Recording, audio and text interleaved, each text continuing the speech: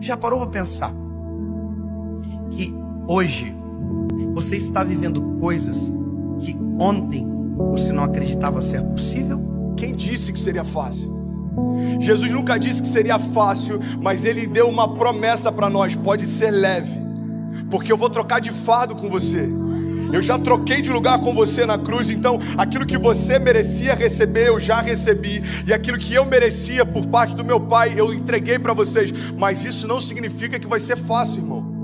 Se a gente perder tudo, mas não perder a fé, a gente não perdeu nada. Porque a fé é a chave que move o sobrenatural. A fé é aquilo que faz com que alguém que não tem nada aos olhos dos homens viva como alguém que já recebeu tudo aos olhos de Deus. Eu não me movo mais por aquilo que eu vejo, mas eu me movo por aquilo que eu creio. Se você se agarrar à fé que Deus depositou em você, nada vai ser impossível para você. Quem sabe não seja a hora de você crer no Deus que te respondeu hoje, quando ontem era impossível, e acreditar que amanhã Ele será presente na sua história e vai responder a sua oração. Uma palavra libera um destino. Uma palavra ressuscita mortos. As nossas decisões, elas têm impactos a curto, médio e longo prazo. Porque existem reflexos do que fazemos, repito, no curto, no médio e no longo prazo. Coisas simples, sabe? Coisas que às vezes parecem ser até simples demais, mas que são importantes e que definem a nossa trajetória. A razão número 1 pela qual as pessoas não conseguem o que querem é não saberem o que querem. Se você parar para pensar na nossa vida, nós só valorizamos quando aquilo que estava nas nossas mãos vai embora. E nas nossas mãos não tinha valor, mas quando vai embora a gente percebe o valor que tinha, mas que nunca falamos quando nas nossas mãos estavam. Nós não olhamos com um olhar sensível para aquilo que temos, para o que somos. Nós precisamos de dor, nós precisamos de perda, para verbalizar coisas que os nossos sentimentos ocultam, às vezes até mesmo de nós. Por que você murmurava ao invés de você declarar aquilo que você desejava ver? A fé não é a gente constatar o que está acontecendo, é a gente declarar o que vai acontecer. Então, ao invés da gente ficar murmurando, entenda isso em nome de Jesus, começa a declarar por fé as realidades ao teu redor e elas vão ser transformadas. Aquilo que poderia ser um ponto de tensão na minha casa se tornou um pilar de sustentação na minha casa. Por quê? Porque não tem a ver com aquilo que me cerca, mas como eu enxergo aquilo que me cerca. E é por isso que eu quero te convidar em nome de Jesus a entender, cara, a razão pela qual a gente não vive muitas coisas é que a gente não sabe para onde a gente quer ir. Às vezes você já está num lugar onde um dia você sonhou que esse lugar traria para você plenitude. Aí agora você já está ansioso com um novo futuro. Aí quando o futuro chega, você já está ansioso com um novo futuro. Sabe uma das coisas que eu mais tenho visto na minha geração?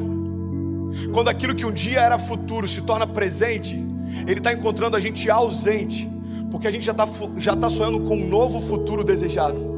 É dolorido falar isso, mas já parou para pensar que tem gente que só vai entender a preciosidade da vida quando a de alguém de muito perto for ceifada? Eu não sei se você já teve a experiência de ir a um velório, mas vá a um velório, é pedagógico.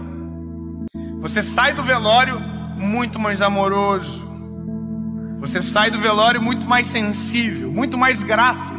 Você agradece o ar que respira quando descobre que a pessoa que está no caixão faltou o ar para viver. Você valoriza o coração que bate no peito. Você valoriza a esposa que você tem. E às vezes só se valoriza quando perde.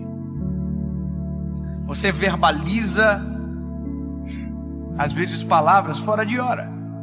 Vá a um velório onde alguém que perdeu o pai e que nunca disse que o amava, para você ver a dor que é.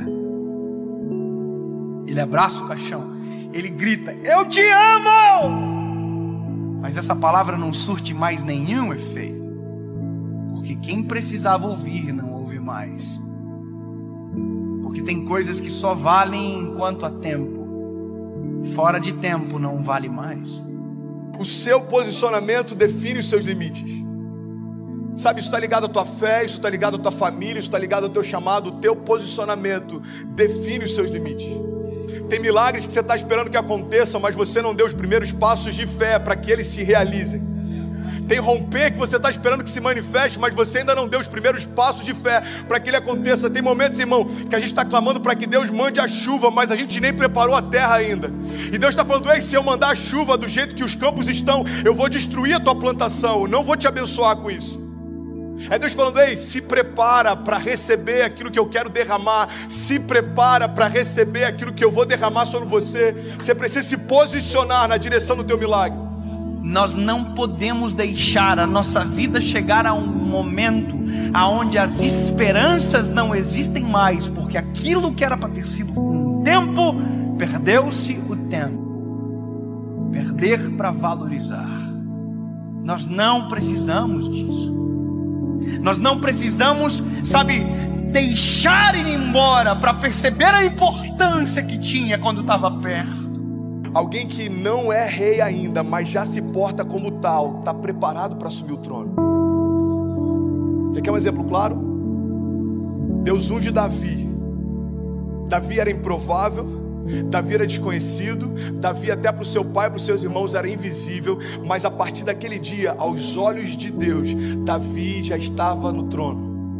Só que aos olhos dos homens, olha para mim em nome de Jesus, como demorou um período entre a unção de Davi e Davi assumir o reinado. Aos olhos dos homens, os homens olhavam para o trono e viam Saul. Aos olhos de Deus, o trono estava vazio, irmão, porque o rei que era por direito ainda não havia se assentado lá. Ei, Deus está falando: tem tronos que você está olhando e parece que estão ocupados, aos meus olhos já foram esvaziados. Não se mova por aquilo que o homem vê. Eu não vejo como o homem vê. Talvez você está olhando para uma situação e ela parece intransponível. Jesus já está olhando lá na frente e já foi vencida. E Ele está falando: ei, você está preocupado por conta dessa crise? Eu conheço o teu futuro.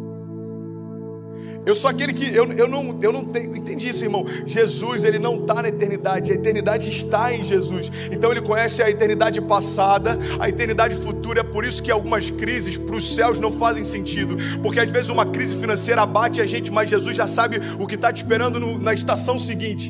E Ele está falando para a gente nessa manhã: ei, você está preocupado por conta dessa crise? Filho, eu desenhei a tua história, eu sei aonde você vai, fica tranquilo. Pare de reclamar daquilo que você ainda não se moveu para viver. Pare de reclamar do resultado de escolhas que você não fez. Para você viver a vida que você deseja, você precisa abrir mão da vida que você leva. 2 Crônicas 7,14 diz: se o meu povo, que se chama pelo meu nome, se humilhar e orar e buscar a minha face e se afastar dos seus maus caminhos, dos céus eu ouvirei, perdoarei os seus pecados e eu sararei a sua terra. Existe uma condicional. Deus está dizendo: olha, se o meu povo, que se chama pelo meu nome, se humilhar e clamar e se arrepender, o que Ele está dizendo é o seguinte: se você der os passos de fé, os céus vão reagir àquilo que você está se movendo. Evangelho não tem a ver com conforto.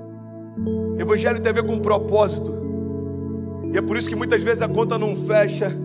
Irmão, quem disse que seria fácil? Eu quero te encorajar a você se posicionar na direção do seu destino, na direção do destino que Deus prometeu para você. Nada menos do que isso vai ser aceitável.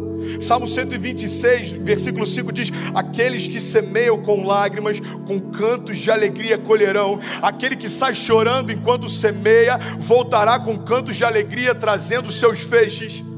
Mas eu não posso fazer por você aquilo que só você pode fazer.